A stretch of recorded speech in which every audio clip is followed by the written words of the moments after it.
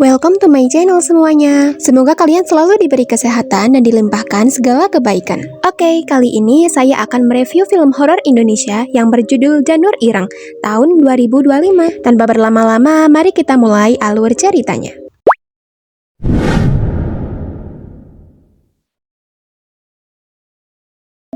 Film diawali dengan kemeriahan pesta hajatan pada tahun 1997 bertempat di Jawa Timur. Di kampung itu juga terlihat seorang gadis remaja yang sedang merayakan ulang tahun kakaknya bernama Intan. Walaupun terlihat sederhana, si kakak yang bernama Sabdo terlihat sangat antusias untuk merayakan ulang tahunnya tersebut.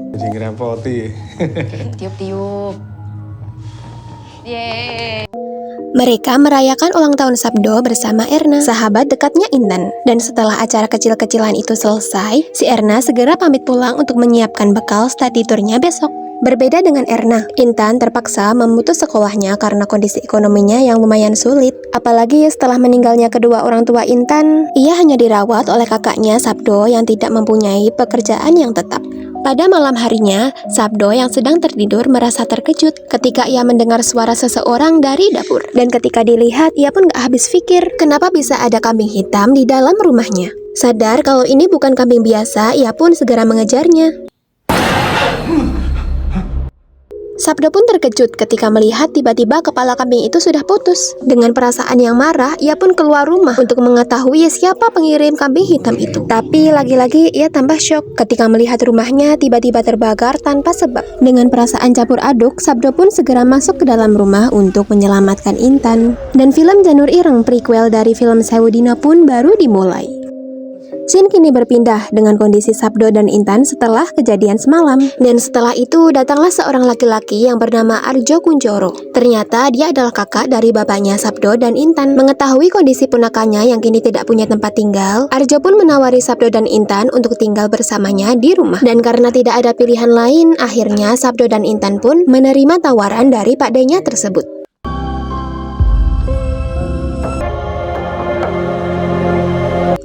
Setelah menempuh perjalanan yang lumayan panjang, akhirnya mereka pun sampai. Mereka berdua pun terkagum ketika melihat kemegahan rumah pakdenya. Di situ mereka diperkenalkan kepada istri Arjo yang kita sebut saja Bule. Bule pun senang akhirnya keluarga Kuncoro bisa berkumpul kembali. Pada malam harinya, Sabdo dan Intan disuguhi makan malam mewah. Mereka bercerita satu sama lain dan disambut cukup hangat oleh keluarga Argo. Hal itu pun membuat Sabdo dan Intan bersyukur dengan kehidupan barunya. Scene kini beralih dengan Intan yang sedang bersiap tidur, namun dia malah mendengar suara aneh dari kamar mandi. Dan ketika mau dicek, tiba-tiba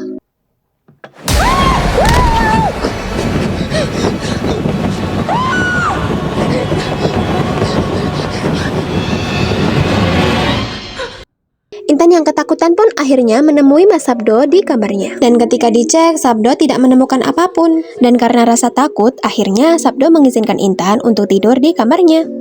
Di pagi harinya, karena kejadian semalam, Intan pun merasa kalau rumah ini ada yang gak beres. Namun Sabdo menyangkalnya. Ia merasa kalau Intan hanya halusinasi. Sampai malam harinya, tiba-tiba Sabdo yang sedang tertidur dibangunin oleh Pak D. Katanya Sabdo harus menjalani syukuran. Dan karena gak tahu apa-apa, Sabdo pun akhirnya menurutinya. Dan ketika keluar, Sabdo pun terkejut ketika melihat sesajen di hadapannya. Ritual pun dimulai dengan Arjo yang memotong rambut Sabdo. Karena raut Sabdo yang kebingungan, Arjo pun berkata kalau ritual ini harus dilakukan agar mereka diberkati. Kamu ikuti instruksi Pak D. Ya.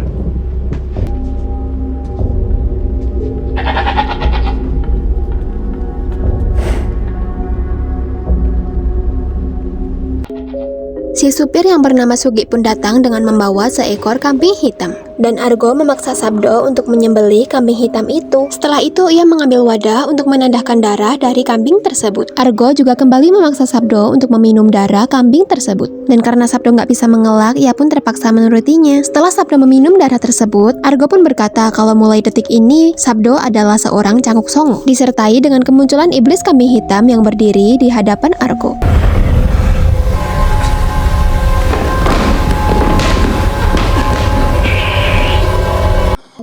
Pagi harinya, Sabdo tersadar di kamar dengan kondisi yang masih berantakan. Ia juga dihampiri Sugi yang memintanya untuk bersiap-siap karena Argo akan mengajaknya keluar.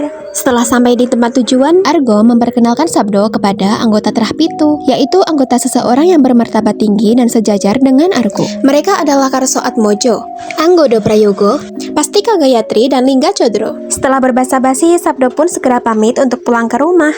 Ketika malam harinya, saat Sabdo sedang bersih-bersih, tiba-tiba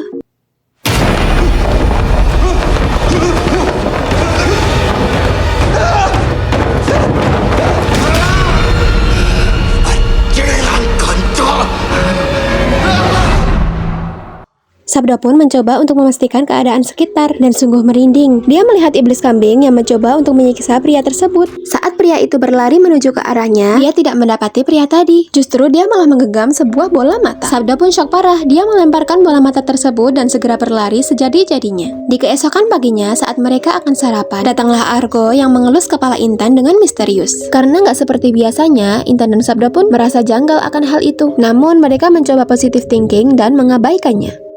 Scene kini beralih pada malam hari saat Intan akan menjelang tidur. Intan penasaran dengan logo yang ada di pergelangan abdi tersebut. Dan saat Intan menanyakannya, abdi itu pun menjawab kalau tato itu wajib ada pada setiap abdi keluarga Kuncoro. Tak ingin pikir panjang, Intan pun segera bergegas menuju ke kamarnya. Namun perhatian Intan teralihkan ketika melihat pintu yang terbuka. Karena rasa penasaran, ia pun memasuki ruangan tersebut. Ia dibikin tambah penasaran ketika mendengar suara wanita di dalam basement. Saat ia mencoba untuk mengeceknya, ia pun shock parah ketika melihat bule sedang bersetubuh dengan iblis junjungannya. Ia pun segera berlari keluar dan menceritakan kejadian tersebut kepada Sabdo. Karena tidak ingin hal yang mengerikan terjadi kepada mereka, Sabdo pun mengajak Intan untuk segera pergi dari rumah ini. Namun semua pintu dan jendela rumah terkunci. Akhirnya Sabdo pun menemui Abdi untuk menanyakan kunci tersebut. Dan saat itu juga Intan merasa aneh ketika terdapat daun bambu berada di hadapannya. Ia pun mengambil salah satu bambu dan berjalan menuju ke cermin. Heran dengan semua yang terlihat dari matanya, tiba-tiba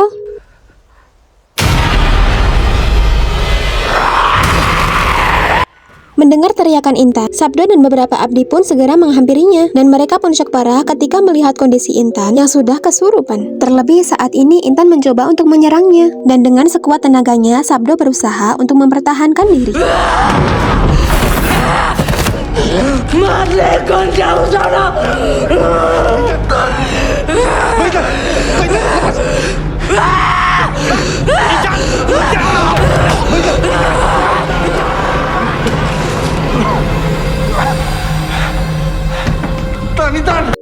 Intan kini berada di dalam ruangan bersama Sugi dan salah satu abdi lainnya.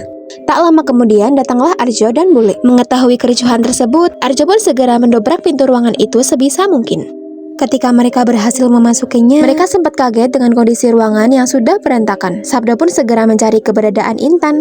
Dan ketika Sabdo sudah menemuinya, ia pun terkejut karena bayangan adiknya di dalam cermin merupakan sosok iblis yang sangat menakutkan. Lagi-lagi iblis itu merasuki Intan dan menyerang mereka semua. Iblis itu berkata kalau semua keturunan Kuncoro akan mati. Tiba-tiba iblis itu menyerang Bule dengan cara mencekiknya hingga Bule tidak bisa bernafas dan akhirnya Bule pun meninggal saat itu juga. Intan pun segera ditangkap oleh Arjo dan para abdinya. Ia juga diikat di atas ranjang agar tidak bisa melakukan apa-apa. Setelah kejadian tersebut, Arjo dan para abdinya segera merawat jasad Bule. Namun bukannya dimakamkan di tempat yang layak, si Bule malah dibawa ke dalam basement. Arjo berkata bahwa Bule adalah seorang Ranum di keluarga Kuncoro. Ranum adalah pelindung keluarga, yaitu perempuan yang berasal dari keturunan Kuncoro. Peran Ranum sangatlah penting dalam keluarga tersebut. Oleh karena itu, peran Ranum kini harus digantikan oleh Intan, satu-satunya perempuan yang berasal dari keturunan Kuncoro.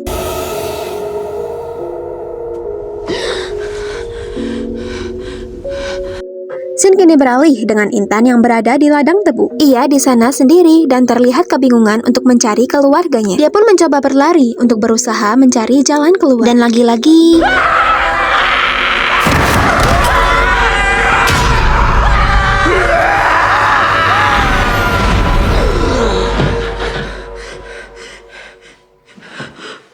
Ternyata itu semua hanya mimpi. Melihat adiknya itu sudah kembali sadar, Sabdo pun berusaha untuk melepas ikatannya dan mencoba kabur dari rumah ini. Namun ternyata itu hanyalah tipu muslihat iblis. Dan kini Intan mencoba untuk menyerang Sabdo kembali. Sampai akhirnya Intan melihat iblis kambing hitam yang bernama Bokolono. Melihat kedatangan Bokolono, Intan pun histeris dan merasa ketakutan. Bokolono datang dengan membawa sebuah jantung yang dilemparkan ke arah mereka. Intan yang histeris pun tak dapat menahan dirinya dan ia kembali pingsan. Sabdo pun menanyakan perihal itu kepada Sugi. Dan kini Sugi akan mengajak Sabdo ke suatu tempat. Sabdo yang hanya ingin penjelasan pun terpaksa meninggalkan Intan dan mengikuti kemana perginya Sugi.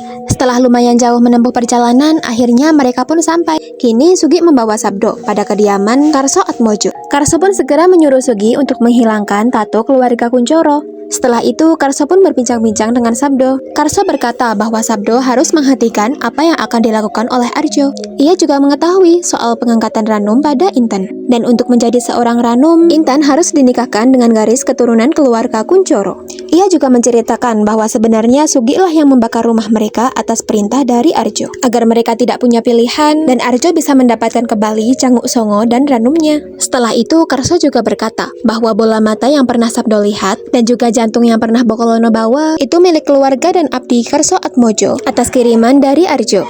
Oleh karena itu, mereka harus menghentikan apa yang akan dilakukan oleh Arjo, yaitu dengan sebuah santet kuno yang bernama Janur Ireng. Dan untuk melakukannya, mereka butuh Sabdo sebagai Canguk Songo. Namun, Sabdo tidak peduli akan hal itu. Yang ia inginkan hanyalah untuk menyelamatkan adiknya dan berusaha untuk kabur dari rumah itu. Sabdo pun segera kembali ke rumah dan meninggalkan keluarga Atmojo. Sampai di rumah, Sabdo segera mencari keberadaan adiknya. Ia pun shock parah ketika melihat Intan sudah dirias pengantin. Ia pun mengusir semua abdinya dan berusaha untuk membangunkan Intan. Tiba-tiba datanglah Arjo yang berusaha untuk mencegah Sabdo. Dan karena tak kuat melawan, ia pun harus tertendang dan pingsan. Lalu bagaimanakah nasib mereka selanjutnya?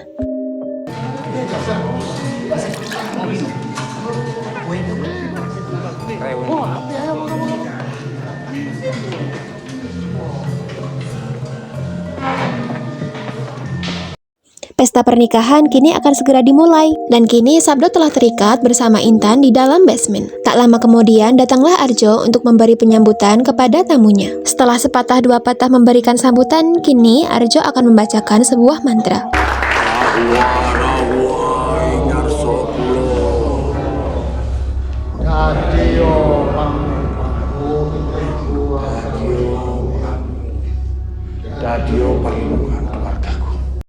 Scene kini beralih dengan kondisi Sabdo yang berada di dalam basement. Ia didatangi Sugi yang memintanya untuk meneruskan santet Janur Ireng. Kalau tidak, pernikahan Arjo dan Intan akan segera dilakukan. Dan karena tidak ada pilihan lain, Sabdo pun menyetujuinya dan memberikan darahnya di atas Janur yang dibawa oleh Sugi. Lalu hal mengerikan akan segera terjadi.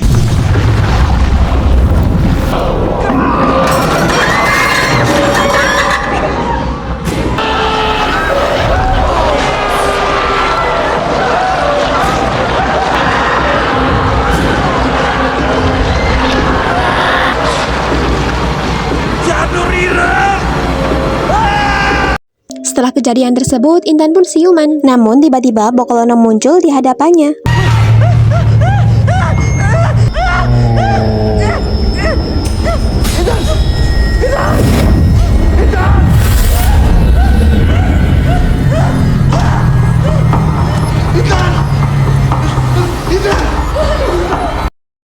Beruntungnya, Sabdo bisa melepaskan diri. Ia pun segera mengusir Bokolono. Karena teringat perkataan Karso, Bokolono akan menurut kepada Canguk Songo. Upayanya juga berhasil. Bokolono pun pergi dan Sabdo segera menyelamatkan Intan. Dan kini Sabdo dan Intan akan mencari jalan keluar untuk pergi dari rumah ini. Mereka juga dikejar oleh tubuh Arjo yang kepalanya sudah putus. Akhirnya mereka bisa keluar melalui jendela. Mereka pun terus berlari dan berusaha untuk mencari bantuan. Namun tiba-tiba Intan merasa sakit dan tidak kuat untuk melanjutkan perjalanan. Mereka pun kaget karena santet Janur Ireng juga mengenai Intan. Sabdo yang kebingungan kini tidak tahu harus berbuat apa. Sampai akhirnya datanglah Karso dan Sugi. Sabdo pun menanyakannya kepada Karso kenapa Intan juga bisa kena. Namun dengan sepelenya Karso berkata bahwa ia lupa mengatakan kepada Sabdo kalau santet Janur Ireng akan mengenai seluruh keluarga Kuncoro kecuali Canguk Songo. Ia juga menambahkan kalau kesurupan Intan adalah ulahnya. Ia mengirim peliharaannya yang bernama Sangar Turih. Intan dan Sabdo yang mendengarnya pun syok sejadi-jadinya. Mas.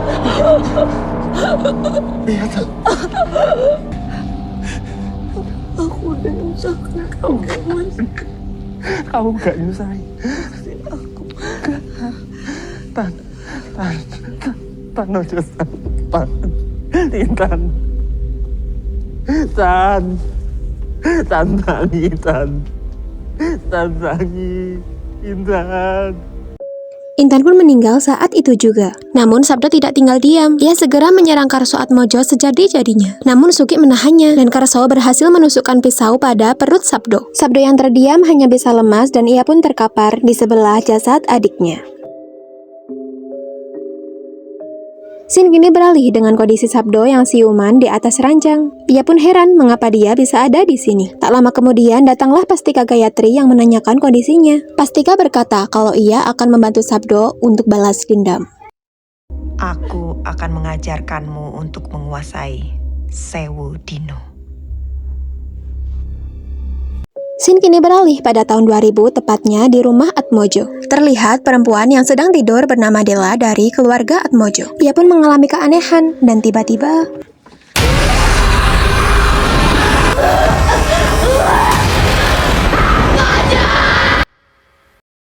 Bagaimana, film yang seru sekali bukan? Coba tulis pendapatmu di kolom komentar. Terima kasih telah menonton video ini, sampai jumpa di next video. Bye-bye.